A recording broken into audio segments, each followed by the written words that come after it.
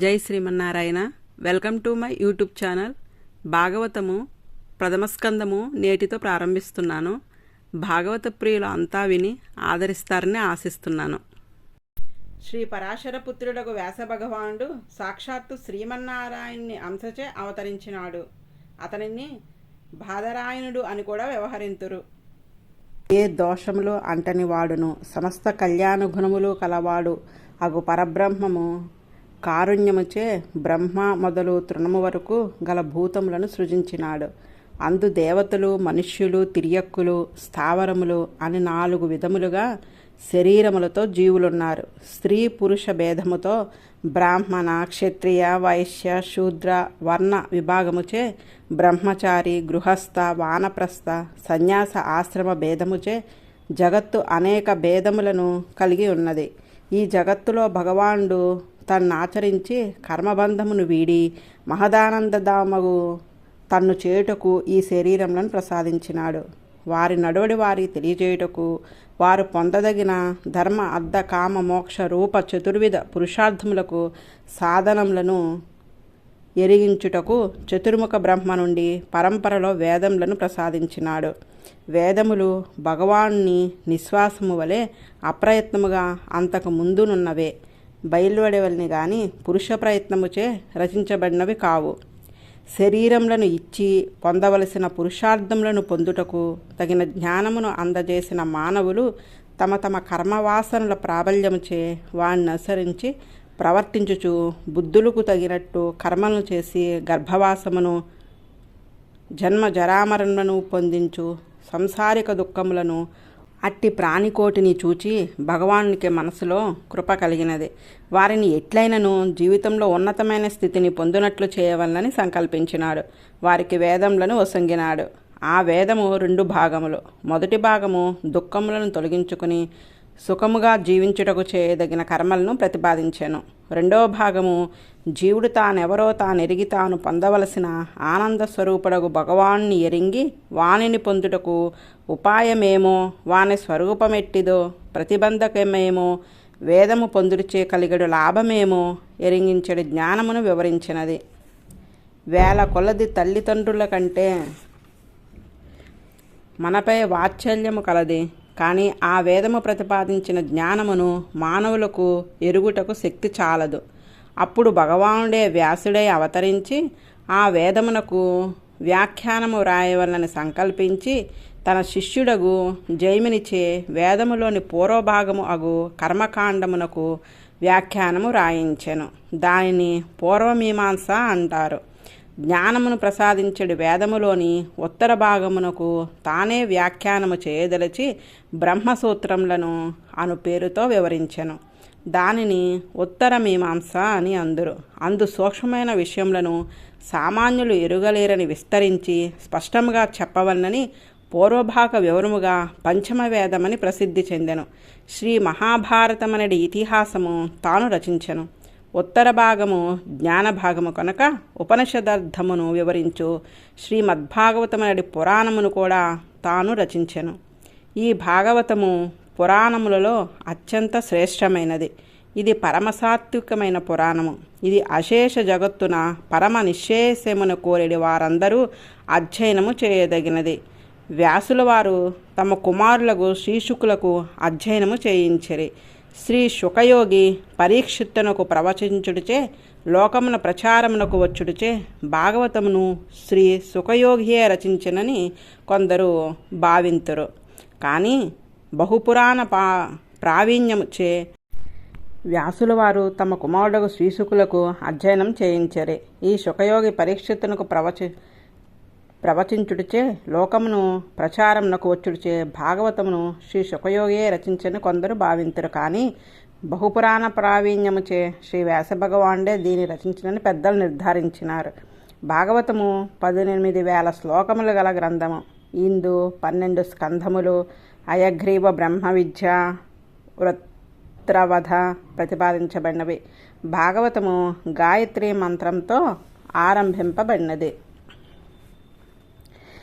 జన్మాధ్యస్య యతోన్వయ వితరతశ్చార్ధేష్వభిజ్ఞః స్వరాట్ తేనే బ్రహ్మ హృదయాయ ఆదికవయే ముహ్యంతియం సూరయః తేజోవారి మృదాం యతో వినిమయో యత్రత్రి సర్గో మరుపా ధామ్నా స్వేన సదా నిరస్త కుహకం సత్యం పరం ధీమహి. ఇది భాగవతమున ప్రథమ శ్లోకము. ఈ చేతనాచేతనమయమగు జగత్తు యొక్క జన్మ స్థితి లయాదులు దేని వలన జరుగుచున్నవో అదే బ్రహ్మము. ఈ జగత్తునకు బ్రహ్మము తానే రెండు విధములుగా కారణమగుచున్నది. బ్రహ్మముచే నిర్మించబడిన కార్యములు దేవమనుష్యాది సకల పదార్థములలో అనువర్తించి ఉండుటచే బ్రహ్మమే ఉపాదాన కారణమైనది. తాను వ్యాపించియుండు ప్రకృతి పురుషుల కంటే వేరుగా నుండి వానిని నియమించుచుండుట వలన నిమిత్త కారణమనియు బ్రహ్మమును ఎరుంగనగును. ఏ పదార్థము నిర్మించుటకు ఏ మూల పదార్థము ఉపయోగించరో దానినే ఉపాదానమందురు. ఉదాహరణకు కుండకు మట్టి ఉపాదానము, ఆ కుండను చేసేది ఇచ్ఛ జ్ఞానము. ప్రయత్నము గల కుమ్మరి నిమిత్త కారణము. ఈ జగత్తు అనేది కార్యములను కారణములు రెండూ బ్రహ్మమే. అతడు ఎల్లప్పుడూ అంతటి అన్నిటినీ ఎరుంగగలవాడు, అనగా సర్వజ్ఞుడు. తానే తన సంకల్పముచే తన శరీరముగానున్న చేతనాచేతనములను జగద్రూపముగా మార్చగల కోరిక ప్రయత్నం కలవాడు కనుక నిమిత్త కారణము. అతడు స్వరాట్ అనగా స్వతంత్రుడు, కర్మకు అధీనమైన వాడు కాడు, తనంత తాను సర్వంగా ఎరుంగగలవాడు. అట్టి జ్ఞానము అతనికి సహజము. ఆ పరబ్రహ్మకు భగవానుడే తన సంకల్పముచే ఆదికవ్యకు చతుర్ముఖునకు ధర్మము మొదలగు పురుషార్థములను దాని సాధనములను నిరతశీయ పురుషార్థముకు భగవత్ స్వరూప రూపగుణములను ఎరింగించు ఋగ్వేదము మొదలగు వేదరాశిని ప్రకాశింపచేసెను. జ్ఞానము కలిగిన ఉపాసకులు కూడా భగవాన్ని వైభవము అపరిచ్ఛిన్నమగుడిచే ఎరొంగలేక వ్యాకులతను చెందుచుందురు. అట్టి అపరిచ్ఛిన్నమగు స్వరూపం నెరింగి అనుసంధానము చేసి వ్యాకులత తొలగవలనని భగవానుడు వేదమును ప్రకాశింపచేసినాడు. వేదార్థములను ఎరుంగజాలిన కపిలుడు, హిరణ్యగర్భుడు, కనాదుడు, గౌతముడు, బుద్ధుడు, జినుడు, పశుపతి మొన్నగు వారు బ్రహ్మస్వరూప నిర్ణయమున సరియగు అవగాహన లేక మోహం నొందిరి. సృష్టి ప్రారంభమున తేజస్సును, జలమును, అన్నమును అనగా పృథివిని సృష్టించి ఆ మూడింటిని మరలా ఒక్కొక్క దానిలో మూడేసి భాగములుగా చేసి అవి కలిసి ఉండునట్లుగా మిశ్రమం చేసినాడు. పరబ్రహ్మకు భగవానుడే అట్లు సృష్టించిన భూతములచే అండమును సృష్టించి దాని నుండి చతుర్ముఖ బ్రహ్మ ఆవిర్భించినట్లు చేసినాడు.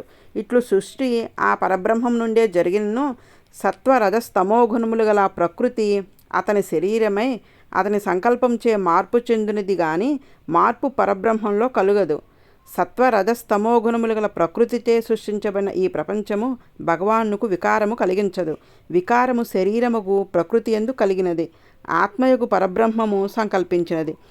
అటు పరబ్రహ్మము నిత్యము అసంకుచితముకు జ్ఞానము స్వాభావికంగా కలదగుడిచే అతని జ్ఞానమునకు గోచరము కాకుండా మరుగుపరచగలది ఏమీ లేదు. ఎల్లప్పుడూ మార్పు లేకుండా ఏకరూపంగా ఉండినది కనుక అది పరమసత్యము.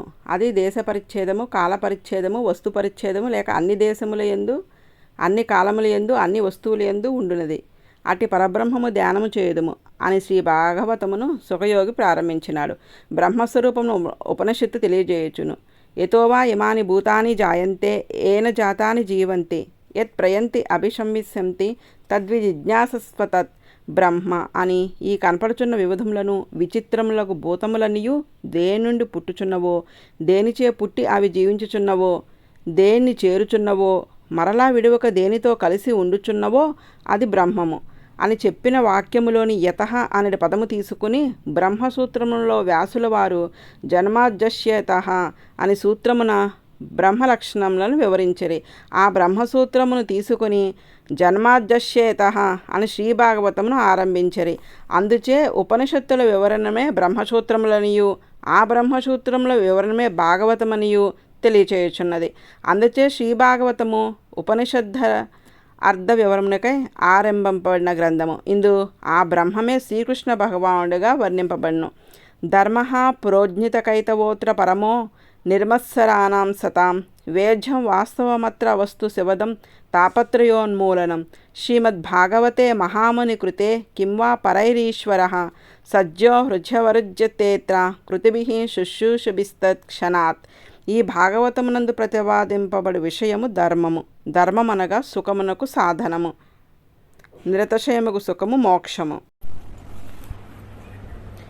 అందు ఏ విధమైన వంచన ఉండదు. ఏదో వేరొకదాన్ని పొందుటకు దీని యందు ప్రవర్తింపజేయుటకు గాక సాక్షాత్తు పరమానందమును పొందింపజేయు సాధనముగు ధర్మమే ఇందు ప్రతిపాదించబడుతుంది. శమధమాదులు కలిగి క్షుద్రమగు ఫలమునిచ్చు కామ్యకర్మల యందు గాని, ఒకరిని హింసించుటకు నాశనము చేయుటకు చేసెడి కర్మల యందు గాని ప్రవర్తింపని వారును, బ్రహ్మస్వరూపమును ఎరింగి దానిని పొందవలనడి కోరిక కలిగిన వారును అగు సత్పురుషులు ఈ ధర్మంను ఆచరించినారు. ఈ భాగవతమునందు పరబ్రహ్మస్వరూపము పరమాత్మయు సర్వేశ్వరుడకు భగవానుడు అగు శ్రీకృష్ణుడే ఎరుంగజేయబడును. దానిని పొందుటకు ముందుగా ప్రవర్తించే విధము భాగవత ధర్మము. అట్టి భక్తి రూపముకు భాగవత ధర్మము ఆ భక్తిచే పొందదగు భగవానుడును ఇందు ప్రతిపాదించబడెను. శ్రీమద్భాగవతమనే ఈ పురాణమునకు పేరు. భగవంతునకు సంబంధించిన భగవత్స్వరూపమును, అసాధారణ దివ్యమంగళ విగ్రహమును, కళ్యాణ గుణములను, అతనుచే నియమింపబడు విశ్వస్వరూపమును ఈ పురాణము ప్రతిపాదించును. అంతటి వ్యాపించి అన్నిటికంటే గుణముల్లో స్వరూపంలో అధికమైన ఒక తత్వమున్నదని ఎరింగిన సత్పురుషులు తెలుసుకొనవలసిన విషయము ఇందు ప్రతిపాదించబడినది. ఇందు ప్రతిపాదించబడిన భగవానుడు ఎల్లకాలముల యందు మార్పు చెందక ఏకరూపంగా ఉండేవాడు. ఆ తత్వమును ఎరింగిన వానికి మంగళము కలుగును, దుఃఖములు తొలుగును. దీనినే బాదరాయణ మహాముని రచించినాడు. బాదరాయణుడు నారాయణ అంశ సంభూతుడు, పరాశర పుత్రుడు, అపత్తముడు. ఇందు వ్యాసుడు భగవాన్ని పూర్ణంగా దర్శించి ఉన్నది ఉన్నట్లుగా చెప్పినాడు. కనుక ఈ పురాణము ప్రమాణతమము. ఇందు భగవాన్ని ఉన్నతిని తెలిపెడు గుణములన్నీ వాస్తవములు. ఇది ఎరింగిన మోక్షానందము కలుగును, సంసార దుఃఖము తొలుగును.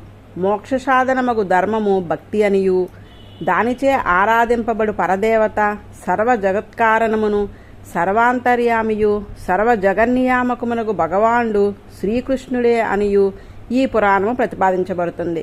భగవాన్ని విభూతియగు విశ్వము గూర్చియు, విశ్వాంతర్యాముని గూర్చియు, వాణిని పొందు ఉపాయమును గూర్చియు విశదముగా వివరించిన ఈ పురాణముండగా వేరొక శాస్త్రం లేవియు అధ్యయనము చేయవలసిన ఆవశ్యకత లేదు. ఈ పురాణమును వినవలని కోరిక కలిగినంత మాత్రముచే వెంటనే వినిన వారి హృదయమున వారి శ్రవణముల ద్వారా భగవానుడు ప్రవేశించి మరి వదలక నిలుచును. ఇతర శాస్త్రములు గ్రంథములు ప్రయత్నంతో భగవాన్ని పొందుటకు చిరకాలము అభ్యసించిన గాని భగవంతుని పొందలేరని చెప్పుటకు సాయపడినవే గాని సులభముగా భగవంతుని వినిన వారి హృదయంలో నిలవగలిగినవి కావు. దీనినే యోగ్యత వినవలనడి కోరిక కలిగి వినుట మాత్రమే. అట్టి వారికి విన్ని వెంటనే మనసులో భగవానుడు నిశ్చలముగా నిలుచును. నిగమకల్ప తరో అర్గలితం ఫలం సుఖముఖాధమృత ద్రవ సంయుతం పిపిత భాగవతం రసమాలయం ముహురహో రసికా భువి భావుకాః. భగవదానందం అందలి మాధుర్యమును ఎరింగిన వారును, దాన్ని మరలా మరలా మనసులో భావన చేసి ఆ రుచిని చవిచూడవలని భావించడి వారును అనుభవింపదగిన పరమానంద స్వస్వరూపుడగు శ్రీకృష్ణ భగవానుడు ఈ భాగవతంన ప్రతిపాదించబడినాడు. మాధుర్యమే రూపుదాల్చి నిలిచిన మూర్తి శ్రీకృష్ణ భగవానుడు. ఆయన ఈ లోకులను అనుగ్రహించుట కొరకే దివి నుండి భూమికి దిగినాడు. ఆ శ్రీకృష్ణతత్వము రసోవైసహి అని ఉపనిషత్తుల్లో పేర్కొనబడిన రసతత్వమే. అది అందరికీ అందుకొన శక్యము కానిదై వేదముల నడి కల్పవృక్షములు చివర కొమ్మల నుండి పండు. వేదము కల్పతరువు వంటిది. ఎవరు ఏది కోరినా దాన్ని వసంగజాలినది. ఈ వృక్షం యొక్క చివర శాఖలే ఉపనిషత్తులు.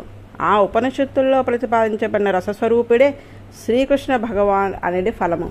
దానిని ఒక చిలక కొరికినది, ఆ ఫలము జారి నేలపడినది. ఆ ఫలమును కొరికిన చిలకయే శ్రీ శుకయోగీంద్రుడు. సుఖము అనే పదమునకు చిలుక, శుకయోగి అనే రెండు అర్థములు. శుకయోగి ఆ ఫలమును అనగా రసస్వరూపుడును వేద ప్రతిపాద్యుడును ఆగు బ్రహ్మతత్వమును అనుభవించి తన వాక్కు ద్వారా ఈ భూమిలో ప్రసరింపజేసినాడు. సుఖయోగి అనే చిలుక కొరిక పడివేసిన ఫలమే శ్రీకృష్ణ భగవానుడు. వేదశ్చ సర్వై అహమేవ వేద్యః. వేదములన్నిటి చేతను ప్రతిపాదించబడేవాడు నేనే ఆయనాడు శ్రీకృష్ణ భగవానుడు. వేదకల్పవృక్షం నుండి జారి భూమిపై పడిన ఫలము శ్రీకృష్ణ భగవానుడు. ఆ శ్రీకృష్ణ భగవాన్ని ప్రతిపాదించుచున్నది భాగవతము. ఇందు అమృతము వంటి ద్రవము నిండి ఉన్నది కాదు, అమృతమే ఈ ఫలరూపముగా ఉన్నది. లోకములో ఫలముల్లో తొక్క, టెంకా మొదలగు పారేయవలసినవి నమలదగినవి ఇండునేమో గాని ఇందు అంతయు పానము చేయదగిన అమృతమే అనగా భగవదనుభవమే ఈ గ్రంథమును అనుభవింపజేయబడును. భగవాన్ని స్మరణమే అమృతము, విస్మరణమే మరణము. ఈ భాగవతమును అధ్యయనము చేయుచున్నచో భగవత్స్మరణము ఎడతెగక సాగును. భగవదనుభవం మధురమైన ఒక రసానుభూతిని పోలియుండును. అందుచే భాగవతమును ఫలమును పానము చేయుడు అని శ్రీ శుకయోగి ప్రేరణ కలిగించుచున్నాడు. పండును త్రాగుట లోకంలో ప్రసిద్ధము కాదు, కానీ ఈ భాగవతమున ఫలము శ్రీకృష్ణానుభవం నుండి మధుర రసముతో నిండినదవుడిచే దీన్ని పానము చేయవలను. ఈ రసము ఒకనాడు త్రాగి ఒకనాడు విరమించుట అన్నది ఉండదు. అందుచే శరీరమును వీడి జీవుడు పరమాత్మ సన్నిధిని చేరుకునే వరకు భాగవతమును అనుభవించుచునే ఉండదగినదే ఉండును. దీన్ని రసికులు భావుకులు అనుభవించవచ్చును. ఫలం యొక్క రుచిని ఎరిగిన వారే అనుభవింతురు గాని ఆ రుచిని ఎరుంగని వారు దాన్ని అనుభవింపజాలరు. అందుచే భగవద్ అనుభవం నందలి రుచిగల వారందరూ భాగవతమునే అధ్యయనం చేయవలను. ఒక మాట తిని మరలా ఆ రుచిని మనసులో భావింపని వారు ఫలం యొక్క రుచిని బావుగా ఎరుంగని వారు. బావుగా ఎరిగిన వారు మరలా మరలా మనసులో భావించుకొనుచుందురు. అట్టివారు భావుకులు. వారే ఈ భాగవతమును అధ్యయనం చేయుటకు యోగ్యులు. ఎత్తైన చెట్లు చివర కొమ్మపై ఉన్న పండు పొందుటకు దుర్లభమైనది. చిలుక కొరికి క్రింద పడవేసినచో అది ఎట్లు సుఖముగా పొంద వీలగునో భగవతత్వము సామాన్యులకు అందుబాటులో ఉండనది.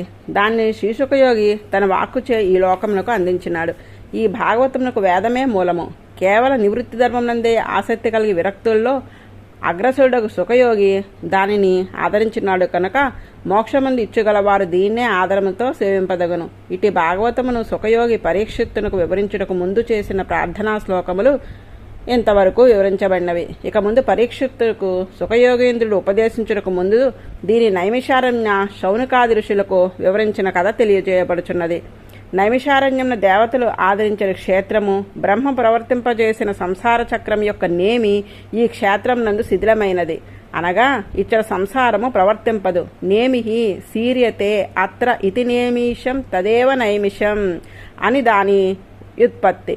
ఒకప్పుడు ఈ క్షేత్రం నందు నిరతిశానందధామయ మగు పరమపదమును పొందవలనని కోరి సౌనకాది మునులు 1000 సంవత్సరములు చేయు సత్రయోగమును అనుష్ఠించినారు.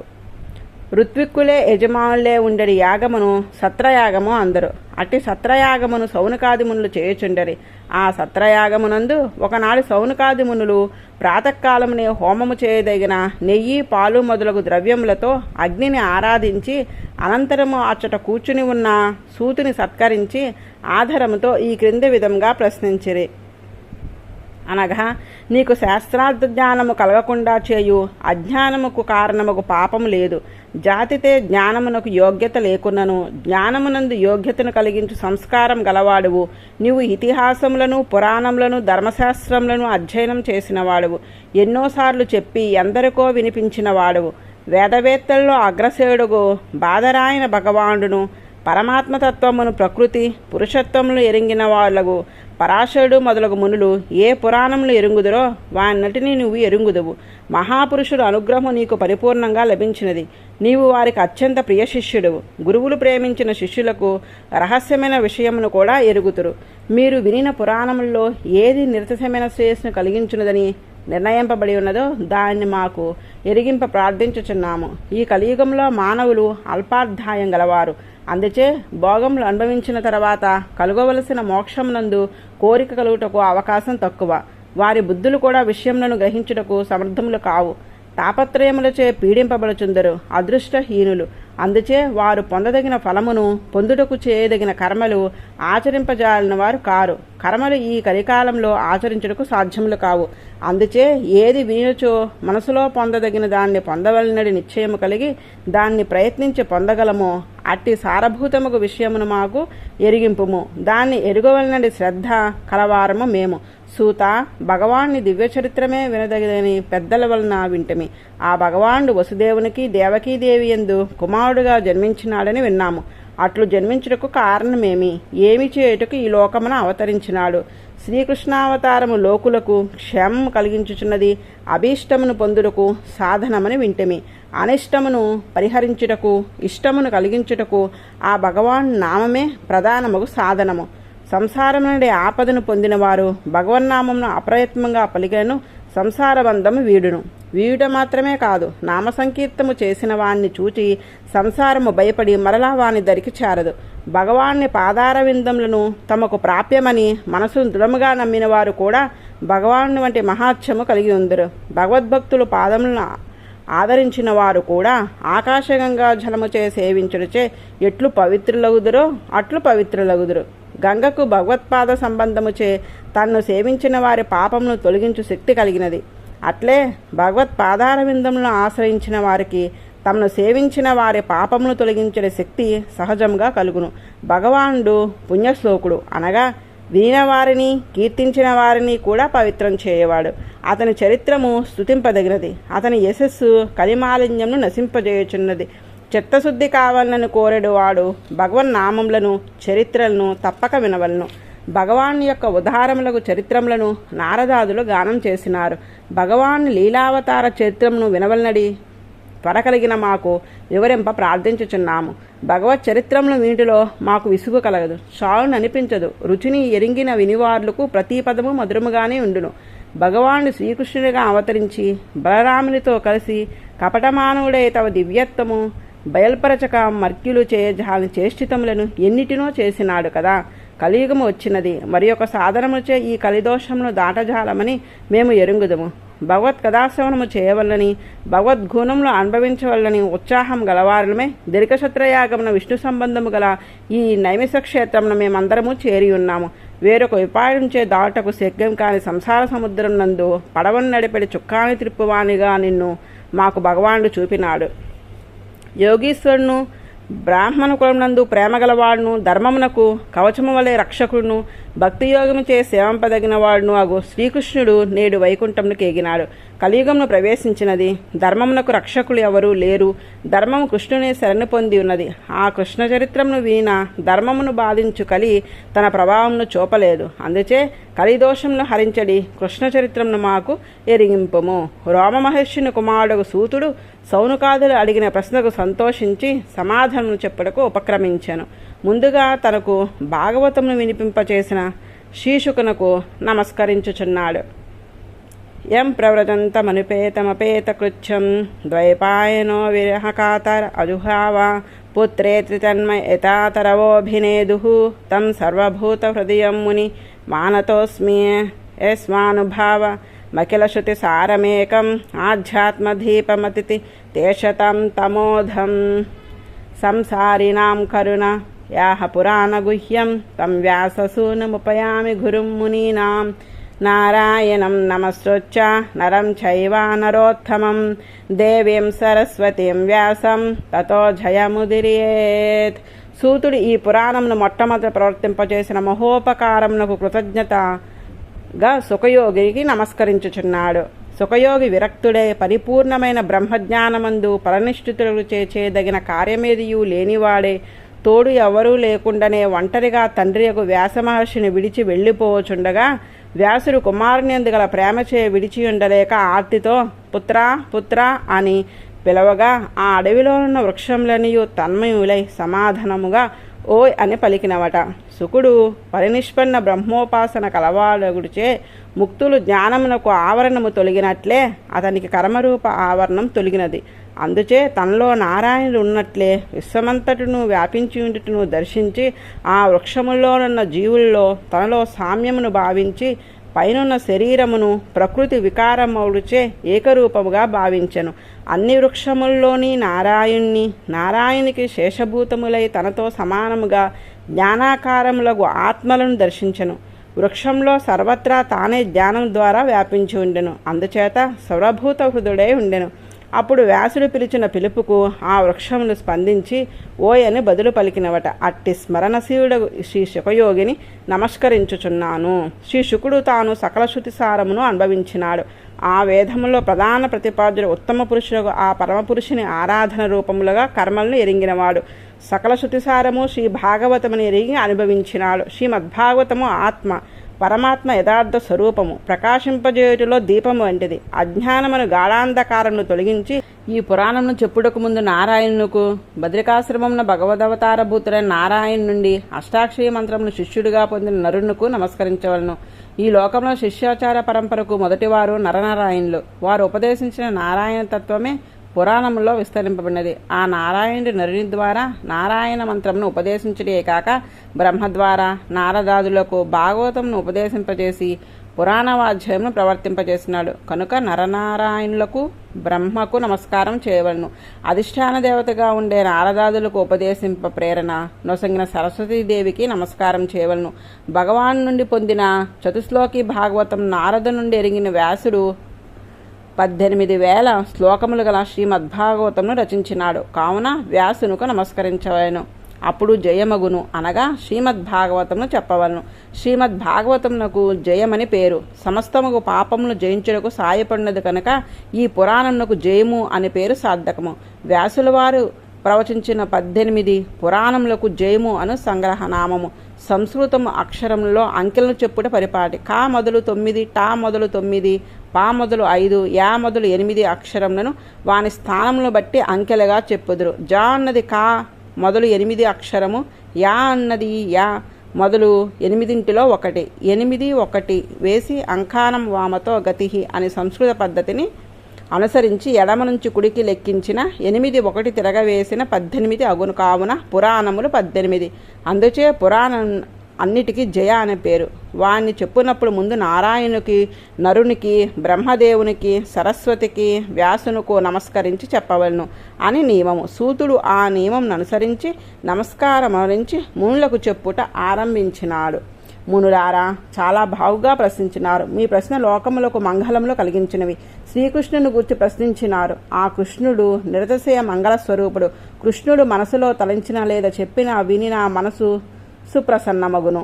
మనసున ప్రసన్నత కలుగుటే మంగళకరము. మీరు ఏది పురుషులకు నిశ్చయముగా అత్యంత శ్రేయప్రదమో దాన్ని పొందే నామేమో తెలుసుకొనగోరి ప్రశ్నించినారు. గర్భ జన్మ జరామరణాది అనర్థములు కూడికయే సంసారము. అది తొలగి నిరతశయ ఆనంద స్వరూపుడు భగవాను చేరి అనుభవించుటే